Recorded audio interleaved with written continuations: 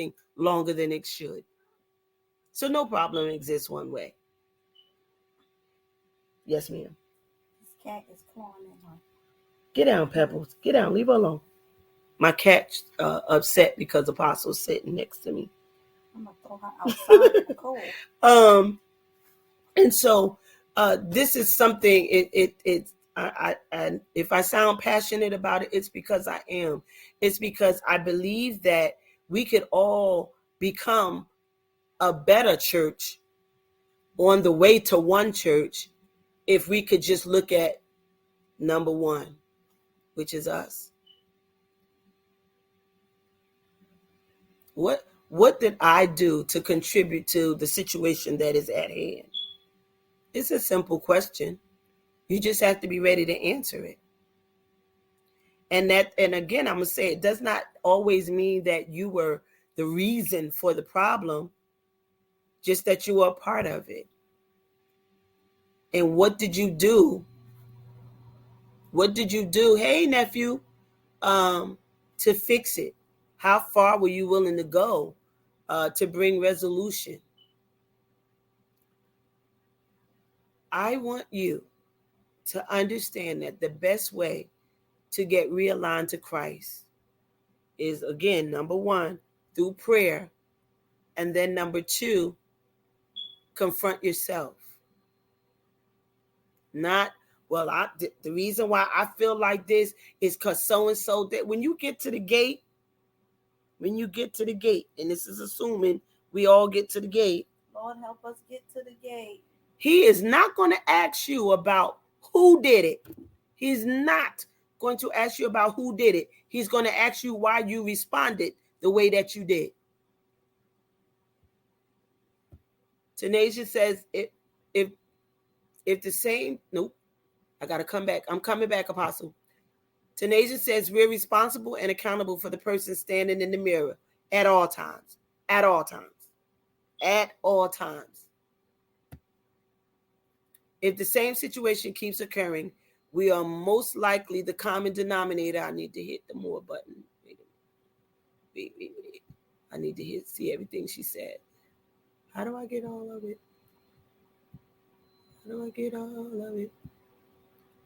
Right, there you go. If the same situation keeps occurring, we are most likely the common denominator. Exactly, Apostle. For real. This is what I'm saying. If you're in the room, self-accountability, yes, co-pastor. If we were to poll a jury of your peers, and there's 12 of them, and 7 of them say this is what they get every time they're around you, and only 5 of them say, no, baby, more than likely it's you. So what are you willing to do about you? What are you willing to change about you? That's right. Thank you for taking down the notes. Prayer and then confront yourself. The very first 2 important things you can do with getting realigned. Pray.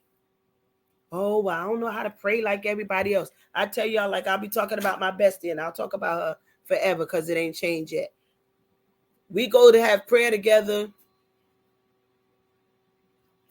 She could pray for like an hour and a half.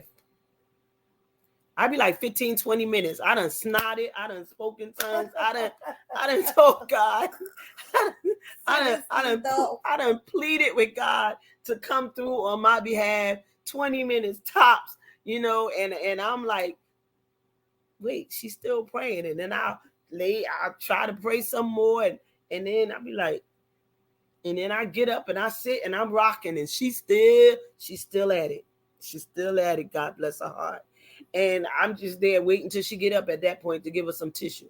Because I'm like, she be going. And you would think that when she prays, that she has not prayed at all that day. And she prayed 5 or 6 times a day. And all of them are long. I'm just saying. I be telling God what I got to say and I get up. They maybe it's because I have a complex from them holding me down at the altar so many times. so because I got, hey baby boy, he said bless his queen. Maybe because I got a complex of how long they kept us at the altar back in the day. Oh, but honey, when I pray, I be like, God's got to really be with me for going to go. I know Tanisha is laughing.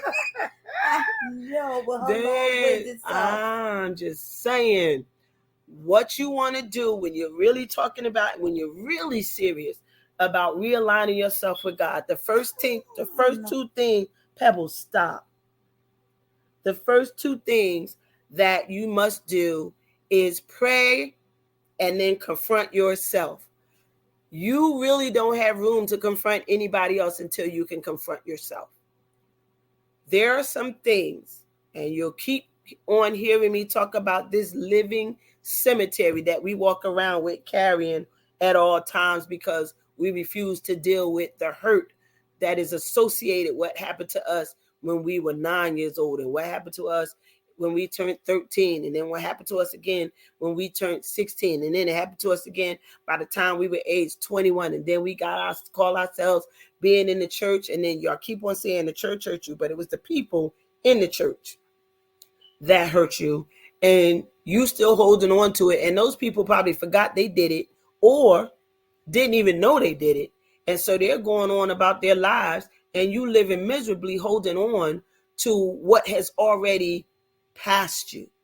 It has forced you to move on without letting go because you didn't deal with the emotions that were tied to that, nor did you take the opportunity to go back and approach the person or persons and say, hey, can we talk? I just need to share something with you. You don't have to go back accusing them or nothing. You go back and you say, I just need to talk to you guys for a minute. And when you have that conversation, hey, I just wanted to share this with you, not looking for an argument. I just need you to know that such and such happened at this particular time, and it left me feeling some kind of way, whatever the feeling was that's associated with it. And I've been carrying it around for all these years. And right now, I just need to be free. Right now, I need healing because part of your sickness is from that unforgiveness, in case you didn't know. And I just need to be free. And hey, Nashik, and so I need to know if we can talk about this, or I need to know. Sometimes it's not healthy to revisit it, but just to let you know that this happened. And if I did anything that caused you to do what you did, I want to ask for forgiveness. I want to ask for forgiveness because I need to be able to not just move forward, but I need to be able to let go. And it's starting to affect my health, and it's starting to affect how I handle people that are coming in my life right now. Because if you never deal with the trust issues, the insecurity issues, feelings of abandonment and rejection, if you don't deal with that has happened to you in the past, you're liable to kill somebody that's in your present. And those people were sent to heal, and you're killing them. They came as an assignment to heal, but because of what you won't let go of, they're not able to do that effectively. You're causing your own demise. It is us. So we want to pray, we want to confront ourselves, and then we want to deal with ourselves. We want to pray, we want to confront ourselves, and then we want to deal with it. It's not enough just to say, girl, you got issues. Anybody can say that. It's not enough to say, girl, you got some issues. Because I'm telling y'all where I was. You got some issues. Okay, and I could just walk away with that because I'm acknowledging the fact that that's what I used to say. I'm acknowledging the fact that I got issues. I ain't say I was dealing with them. I'm just letting you know that I got issues. And so it was good. But then when you get to know better, you are forced to have to do better. And so with coming up into later years when we didn't have to just go by what people say, but we can look it up for ourselves in the word. And we didn't have to wonder. We can research things and find different ways of dealing with stuff. But after you confront yourself, you got to deal with yourself. Okay, what you going to deal with what you going to do about your insecurity issues? Okay, let's accept the fact that yes, something happened that caused you to become insecure. Okay, but now what you going to do about it? Are you going to live the rest of your life insecure, or are you going to deal with the insecurities? That's something that you have to make a profound decision about. This is not something that people think that this stuff is light, but it's really not, because there are people that go crazy with all of this stuff because they feel like they don't have anybody to talk to because they've already shared and been betrayed. Betrayal hurts. That's a deep one. That's a deep penetrating wound. Betrayal. I trusted you with what I wouldn't share with anybody else. I trusted you pretty much. Hey, Aubrey, with my life. I trusted you with something I've never shared with anybody else. And now I'm devastated because there's no way you can tell me you didn't share it because nobody else knew. And now not only do I have to deal with my own feelings from what had happened, now I got to deal with my feelings from what happened, my feelings about what you did to in betraying me, and now what I got to do to deal with the people who now know about what they didn't know before. It's not enough to just have to live being myself. You do have to watch who you tell, nephew. You really do. You really do. So you got to have prayer. You got to confront yourself. Then you got to deal with yourself. You got to deal with yourself. Now, let me tell you about dealing with yourself. I'm not saying beat yourself up. How do you move on from that, especially if it was a pastor you confided in? My God, today. Did he ask me the question? Now I got to tell the truth. Now I got to tell the truth. Okay? So, you guys can't see this question because he's on my personal page. He's not on the Loving the Me I See page. But the question is, how do you move on from that? Especially if it was a pastor you confided in. Blessings, Apostle. How do you move on from that? Ooh, you talking about the betrayal? From when you confided? Or is that what you're referring to? Is it Pastor Bailey now? Are you referring? I want to address the right part of the question that you're asking. Are you saying if you confided in a pastor and they betrayed you? Okay, all right. So, it is a deep hurt. It's a deep hurt, and it's one I know all too well. Let me see if I can talk about this without saying the name, because you know me, I be shooting people names. How do you move on from that? All right. Here's how you move on from that.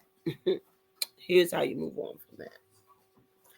First of all, you can't move on without letting go, and you can't let go without forgiveness. And forgiveness is the major aspect of the three things that I said. A lot of people have done just that. They've moved on. If you move on and don't let go, there's no healing. There's no healing. Because every time, you like it? It's too rich. Every time you see the person, there's a piece of fire that rises up in you. Hang on, Co-Pastor Tamil, I'm coming. What I say? You can't move on without letting go. Can't let go without forgiveness. Especially with it being a pastor. I'm praying that it wasn't your pastor and it was just a pastor. If it was your pastor, let me just deal with the truth of it. If it was your pastor, it's going to take God. It's going to take God, and by God becoming the first and foremost, then yes, my former pastor. Okay. It's going to take God. I have to be careful how I answer this. It's going to take God. And when I say it's going to take God, because